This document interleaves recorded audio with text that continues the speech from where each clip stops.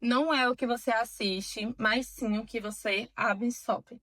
Eu comecei a perceber muito isso quando eu parei de assistir muitas séries, muitos filmes americanizados e comecei a assistir muitos filmes, muitas séries asiáticas, tanto coreana como chinesa, ler livros também já em relação à cultura do Japão.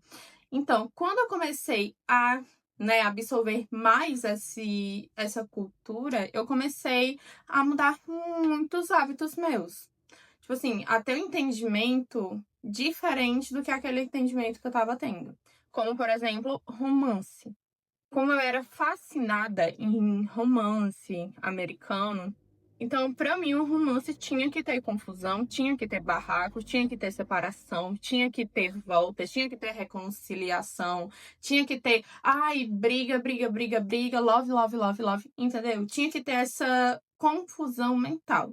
Quando eu comecei a absorver muitos doramas, quando eu comecei a absorver muita história chinesa em si, gente, fez um boom na minha cabeça. Eu sei que tem algumas coisas que é sim vergonhosas, que a gente fica tipo assim, gente, eu tô sentindo vergonha daqui, uma coisa que você tá fazendo daí.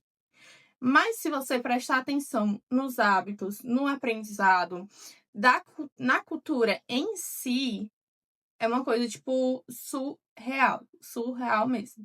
Eu comecei a perceber também que o romance ele não precisa ser turbulento para ser romântico.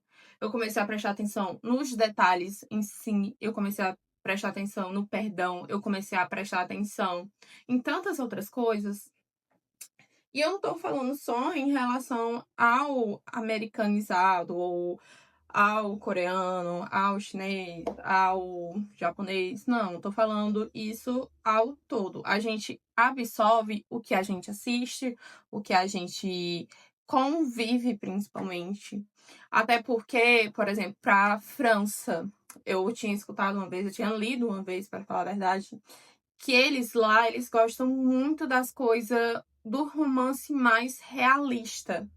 Então, quando você para e percebe aquele romance mais realista e vê o significado que ele tem, você começa a imaginar outra coisa totalmente diferente.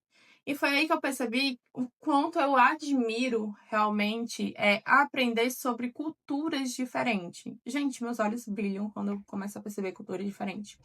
Se você tá muito assim com a cabeça ainda, e se você está presa numa bolha em relação a um pensamento, em relação a ver, entendeu? Certa situação, comece a pegar referências de outros cantos. Sei lá, muda a temática de filme que você assiste, muda a temática de música que você escuta, mude o que você lê, mude o que você consome. Até porque isso que você consome é o que vai fazer você se desenvolver. O que vai fazer você ir para o outro, como é que eu vou dizer, o outro degrau.